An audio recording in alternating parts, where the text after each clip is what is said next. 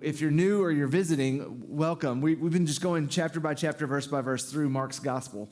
We find ourselves today here in chapter 6. And we're going through this study looking intently at the theme of discipleship, because Mark's uniqueness in the gospel writers is that he's coming from the perspective most likely of the apostle or disciple Peter, and everything is aimed towards, I think, eliciting us as the reader, charging us as the reader to consider, would we follow Jesus as well? Would we lay down our lives to join him in his mission of making disciples of all nations? And so Mark's come at that from a multitude of angles thus far. As we've studied this, you see that he moves along rather quickly and often abruptly to the next subject or the next topic. And sometimes he inserts a story where you're like, well, where did that come from? And that's what today's like. If you've been with us the past couple of weeks, you know that Mark has been kind of recounting both the successes and what looks like maybe the failures of the mission of Jesus. The triumphs where the crowds are pressing in on him, people are being healed, demons are being cast out, but then also the setbacks of going back to his own hometown and being rejected there, as we saw just 2 weeks ago. And in many ways, Mark is showing that to us because that's what following Jesus looks like. It's peaks one day and it's valleys the next. It's triumphs and then faltering or failures or setbacks or whatever the case may be. But he's calling us, Mark is, I believe, calling us to consider that as we too consider what it means for us to follow Jesus. And now we get a story that just sort of shows up out of nowhere, going back to the very beginning of Mark's gospel with the character John the Baptist and how he was tragically and unjustly executed. So look with me, if you will, in Mark chapter 6, beginning in verse 14. King Herod heard about it, and it being the commissioning of Jesus' disciples and all of his successes. King Herod heard about it because Jesus' name had been well known. Some said, John the Baptist has been raised from the dead, and that's why miraculous powers are at work in him. But others said, he's Elijah. Still others said, he's a prophet, like one of the prophets from long ago. When Herod heard of it, he said, John, the one I beheaded, has been raised. For Herod himself had given orders to arrest John and to chain him in prison on account of Herodias, his brother Philip's wife, because he had married her. John had been telling Herod, it is not lawful for you to have your brother's wife. So Herodias held a grudge against him and wanted to kill him. But she could not because Herod feared John and protected him, knowing he was a righteous and holy man.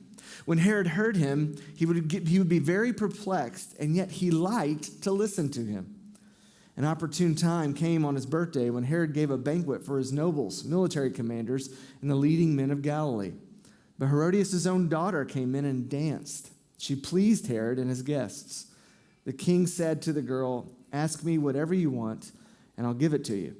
He promised her with an oath, whatever you ask me, I will give you up to half my kingdom. She went out and said to her mother, what should I ask for? Her mother said, John the Baptist's head. At once she hurried to the king and said, I want you to give me John the Baptist's head on a platter immediately. Although the king was deeply distressed because of his oaths, and the guests did not want to refuse her, the king immediately sent for an executioner and commanded him to bring John's head. So he went and beheaded him in prison, brought his head on a platter, and gave it to the girl. Then the girl gave it to her mother. When John's disciples heard about it, they came and removed his corpse and placed it in a tomb. This is the word of the Lord. Whoa, okay. Happy Sunday. We got a beheading in an incestuous relationship. What are we doing here, Mark? Well, why do we have this one to look at? Well, again, I think it's through the lens of discipleship that this makes sense. And even reflecting on this week, I was so encouraged. I consider myself, the older I get, privileged, in fact, to have someone who intentionally discipled me. I've shared multiple times before, a man named Rick, who was pastor of the small church in the small town where I grew up, a man who baptized me, invited me into his life. I'd just been a Christian for a couple of years. He knew I felt called by God to go into the ministry, and he said, man, you can come to our staff meetings, you can be involved in whatever we're doing in the church, come over on Sunday night, hang out with me and my wife and my kids. And that's how I learned to follow Jesus, with someone pouring into me, showing me truth in the scriptures, correcting me, rebuking me, calling me to maturity in a kind and generous and Christ-like way. So over the course of about 3 or 4 years, Rick did that. And I looked at his life and I thought, that's who I want to be like. Even to this day, he's nearing his late 60s now. He's been kicking around the idea of retirement for what seems like a decade. And every time I talk to him, I'm like, you're never going to retire. You don't have that in your blood. Like, you're just going to be doing this until the day you die. And he's like, yeah, you're probably right. But I look at his life even now and I think, man, that's what faithfulness looks like. That's what trusting Jesus over the course of a lifetime looks like. I've seen him go through terrible things, unthinkable things, and still continue to be resilient and filled with faith.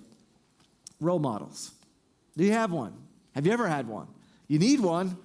According to pretty much any study of human behavior, it really helps to know what you're aiming your life at. And if we have someone who's modeling for us what life could or should look like in the next phase, that's always giving us a picture or an image of who or what we might become.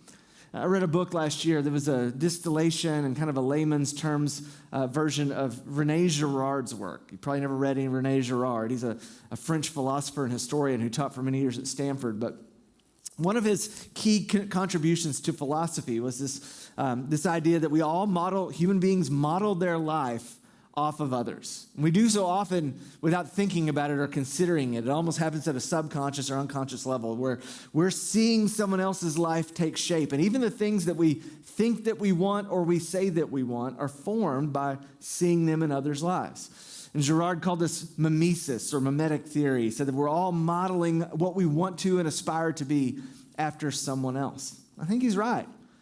And I think that right at the very center of what it means to be a Christian is to do that very thing by modeling our lives on the life of Jesus Christ.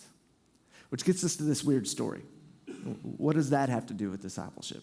I think it has everything to do with discipleship, and I think that Mark has placed it here in the middle of his gospel for the intentional purposes of us looking at both the hero and the anti-hero, the protagonist and the antagonist. What does it look like to follow Jesus faithfully?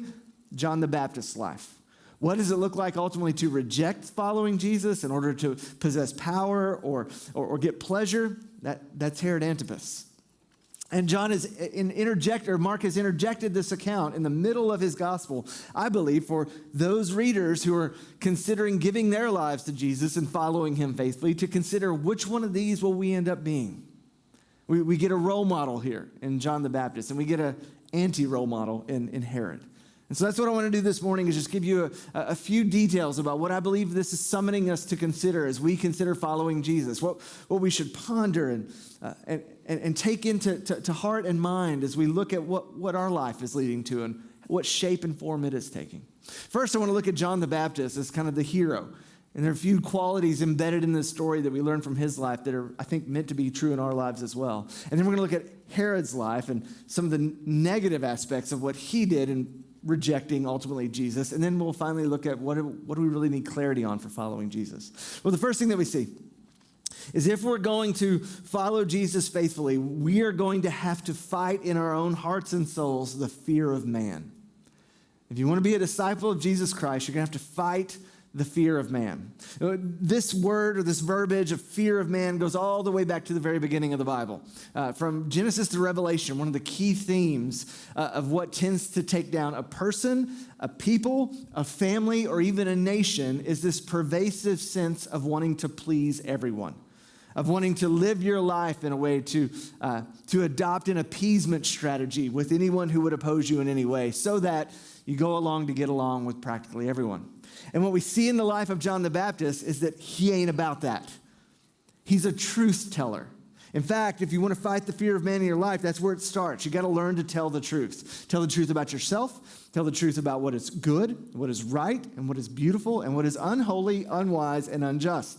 And we see that John the Baptist is committed to that life because that's what he's doing. When the story opens up, back in verse 14, it opens up with an interesting designation. Mark calls Herod King Herod, and he wasn't a king. He was a tetrarch. He was a governor of sorts over this particular province where Galilee was. But we don't believe that he made a mistake here. Mark's not calling him king because he messed up. He's calling him king in a tongue-in-cheek fashion. Because Herod, we know, will be exiled and be kicked out of his role of authority because he aspired to be king and he appealed to the Roman officers to do so and they wouldn't let him do it. And so Mark is in some ways even embedding in the beginning of the story, this guy was all about public opinion and public approval, and look at where it landed him. John, on the other hand, is not about that. He's being involved in Herod's life in some way. Herod hears the story about Jesus, and he says, oh no. Interesting interpretation. Maybe he was Elijah. Maybe Jesus is the second coming of Elijah. Or worse yet, maybe Jesus is John the Baptist born again or resurrected.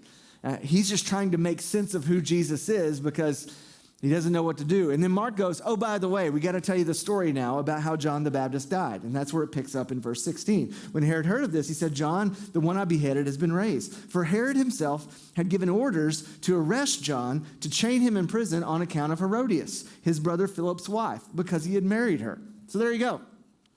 Herod is living in a fashion that is contrary to the revealed word of God. In Leviticus chapter 19, Leviticus chapter 20, there were clear instructions in the law that would prevent a man, especially in Herod's stature, or any man in Israel for that matter, from taking his brother's wife. So it's considered an incestuous relationship at this point. And John, we know, was telling this. Verse 18, John had been telling Herod, it is not lawful for you to have your brother's wife. So just for a second, let's hit pause. And why is it so important that if we're going to follow Jesus, we've got to fight the fear of man in our own hearts and lives? And why do we have to tell the truth? Think for just a second about what Mark has at least implied by giving us this account. John the Baptist, this rogue prophet of sorts that came from the outer regions of Galilee, wearing weird clothing and eating locusts and honey, as we read in the first chapter of Mark's gospel, has gotten a hearing with the most prominent figure, political figure, in that region at that time. He has access to the tetrarch, to the wannabe king. He has his ear. That king is listening to him. He has the ability to influence him, to say things to him, maybe to set public policy, maybe to have some voice in how we're going to rule as God's people in this place. And yet, instead of leveraging that for his own benefit or justifying, skirting the truth a little bit in order to continue to have power and influence, he goes into the king's courts and says, hey, bro, you shouldn't be married to your brother's wife. He calls him out on his very private matters in a very public way. And in so doing, lands himself in jail. How do we know? How do we know that he didn't have the fear of man ruling in his heart and life? He did this. He told the truth. He goes in unaffected by what has been presented to him, this potential political win. Think of all the good he could do if he would just not talk about this one thing. If he would just sort of sweep that under the rug. He's got the king's ear. He can bend him in this direction, perhaps. He can lead him down this path. But instead, he goes in and talks about the one thing. Hey, your private life is a big problem. Because it's a clear and obvious rejection of what God has told us not to do. And in so doing, he goes to prison. He could have avoided all of this if he'd have just left Herod's personal life in private. He could have avoided all this if in the name of getting a political win, if he could have just skipped over this one upsetting fact. I believe what we're learning here in Mark's gospel through the life of John the Baptist is that if we're going to be followers of Jesus, we've got to be willing to tell the truth. So if this morning you struggle with people pleasing, following Jesus will eventually create a fork in the road for you because the world is not headed in the way of Jesus. And at some point, we're going to have to risk the displeasure of others. We're going to have to risk the persecution of others, the scandal of others. At some point, our Christian convictions and our belief in God's word will put us at odds, maybe with every ruling party or faction in this planet. It has to. And if we, unlike John the Baptist, decide we would rather get political wins at the expense of truth, everyone loses. Galatians 1, verse 10, the Apostle Paul writes to the church in Galatia that has let go of the gospel in the name of kind of getting everyone to get along. Paul says, look, if I seek to please men and not Christ, I cannot be a servant of Jesus. It's that simple. if the aim of my ministry is to make everyone happy, if my way of getting along in the world is to adopt an appeasement strategy with everyone so that we can all get along, I cannot serve Jesus Christ. He divides, he splits, he puts people in his kingdom or outside his kingdom. If you're going to follow him, you're going to have to tell the truth. Now, we know that John was able to tell the truth because verse 20 says he lived above reproach. In verse 20, even Herod has to say, Herod heard about this. He was very perplexed because, why? John was a righteous and a holy man. It does no good to tell the truth if you fail to adhere to it in your own personal lives. He may have influence, but he'll lose that influence if his life doesn't back up the things that he's saying. And so his track record and his fidelity to Jesus is obvious. And he's in this way regarded as one who has the right to tell the truth because his life buffets and supports the truth claims that he makes with his mouth. And so I think this morning, if we consider ourselves followers of Jesus and we're fighting against the fear of man in our own hearts, one of the things we have to consider is where is the incongruence between my life and the life I've been called to live? Where am I following Jesus in these ways, but in these ways maybe not so much? Because only a life above reproach that is bent on telling the truth can actually contend with the fear of man that creeps into all of our hearts at given times. Lastly, and I think this is really interesting, not only did John fight the fear of man by telling the truth and living above reproach, he continued to show up in faith. What do I mean by that? Well, catch this little clue that happens in verse 20. Because Herod feared John, Mark says, and protected him, knowing he was a righteous and holy man. When Herod heard him, he would be very perplexed, and yet he liked to listen to him. So think about this. John the Baptist confronts Herod about this inappropriate relationship that he has, and it lands him in jail. But then Mark says there's this ongoing saga where Herodias, the wife that Herod has taken for himself, continues to want John put to death for saying that he should not be married to her. But yet John is continuing to teach. And you got to say, well, how? He's in prison. And Herod, even though he put him in prison and doesn't like what he's saying in the sense that it confronts him, continues to listen to him. So John, even though he's in prison, he doesn't stop preaching. He continues to show up in faith, despite the fact that his faith has now brought this suffering into his life. The lesson that we learn here is that if we're going to fight the fear of man in our own lives, we can't just do that. We can't just be disciples of Jesus when it's convenient or when it looks like a win. We have to continue to show up, even in unjust situations, even in ways that we feel like may be unfair. John doesn't pout. He doesn't take a step back. He doesn't say, hey man, I'm not going to say anything to you anymore because you put me in jail for telling you the truth. He continues to faithfully preach despite the wrong that's been done against him. The fear of man often leads us to quit or to pivot or to reconsider or to shrink back. John isn't having any of that. He continues to stay the course despite the fact that it's even still bringing negative consequences into his life. Have you let go of your calling or the purposes for which God has set you apart to do work in his name because of fear? Have you let go of your calling because you're afraid of what people may say or think or do? Do you use your grievances as an excuse or an out? Well, every time I've ever done what I was supposed to do, it blows up in my face, so why would I keep doing that? If you're going to follow Jesus Christ, you have to actively fight the fear of man in your own heart. And that means you got to tell the truth and live above reproach and continue to show up in faith even when negative consequences befall you for doing so. And the reason that we know that that's got to be true is because we look at Herod Antipas's life and we say, okay, this is the anti-hero. This is non-discipleship. He's compromised. And if we're going to follow Jesus, we have to resist compromise. Now, how did Herod get on this pathway? He's interested in Jesus. We know that because he continues listening to John. He can't make up his mind about Jesus. He says, I don't know if he's Elijah. I don't know if he's John the Baptist who came back. I want to hear more, but I don't really want to go all in. So how did Herod wind up in this spot? He could have pivoted. He could have repented. He could have turned from this relationship that he knew he was not supposed to be in and said, you're right. The word of God is right. He could have changed his mind, but he didn't. Why? Well, we have a few hints. In verses 21 through 23, we realize that Herod has a hard time checking his impulses. He wants to keep John alive, and he knows that he shouldn't be executed, but his desire for an incestuous relationship and the enticements of his niece, gross, lead him to a point of no return. That's what Mark tells us. Verse 21. An opportune time came on his birthday when Herod gave a banquet for his nobles and military commanders and the leading men of Galilee. When Herodias' own daughter came in and danced, she pleased Herod and his guests. And the king said to the girl, "Ask me whatever you want and I'll give it to you." He promised her with an oath, "Whatever you ask, give me what I will give you, and it'll be up to half my kingdom." She went out to her mother and said, What should I ask for?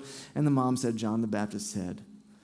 And then the second this happens, she comes back and says, "I want John the Baptist's head on a platter," which I love that Mark records this in all of its graphic detail to show us how scandalous and gross this stuff can be, and how when you try to mix politics and religion, you know what you get? Politics.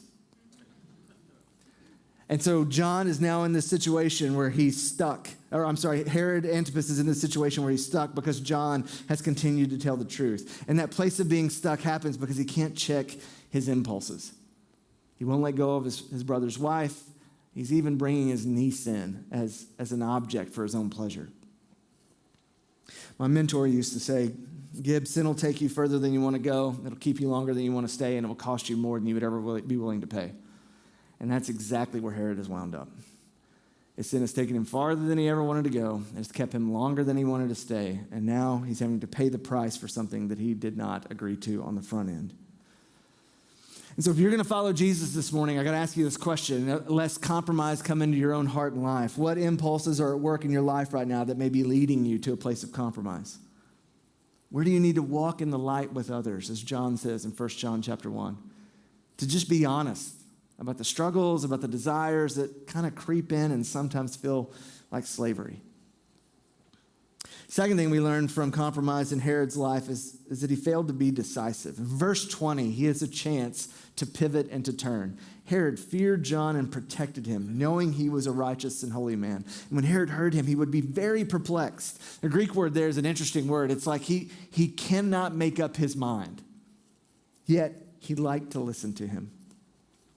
Herod's compromise results from an attempt to live somewhere in the middle between faithfully following Jesus and getting what he wants. Somewhere between his passions and his pleasures and then the life that Jesus has summoned him to. If you're going to follow Jesus this morning, I know no other way to say it to you other than to say you've got to be decisive. You can't sit on the fence. And what that means, that's not like in a political way of being framed either. That's not like somewhere between left and right. What I'm saying is somewhere between all in or not at all. This is why Jesus confronts the church at Laodicea in the book of Revelation with the verbiage of lukewarmness. If we try to make nice with the ways of this world because of the fear of man, we'll wind up compromising our own souls. You've got to make a decision today. You can't flirt with Jesus. He wants to be married. You got to go all in. Lastly, and I think finally, the way that we see compromise actually take root in Herod's life is because he's too concerned about managing his own reputation. And if we're going to follow Jesus, we have to resist reputation management ourselves. Herod is committed to his position of authority and power. His political power is the thing that he likes. And he's committed to his passions, so he appeases the crowd. We choose the way of compromise when we seek to manage our own reputation. When we want to determine how others perceive us or what they will say about us or not say about us. When we go on the offensive or always dig in on the defensive. Jesus says in other gospels, "Woe to you when all the people speak well of you. For this is the way their ancestors used to treat the false prophets."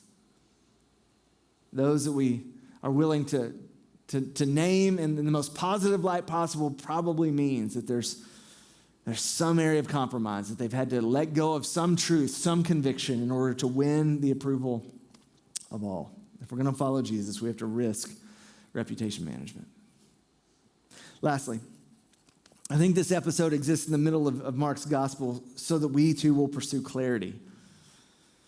That we won't remain kind of indifferent or cloudy on the person of Jesus or on the life of discipleship. That we would get clarity on the person of Jesus. John succeeded because he was the one at the very beginning of this gospel saying, "Here is the one whose sandals I am unfit to tie. I will baptize you with water. He will baptize you with fire."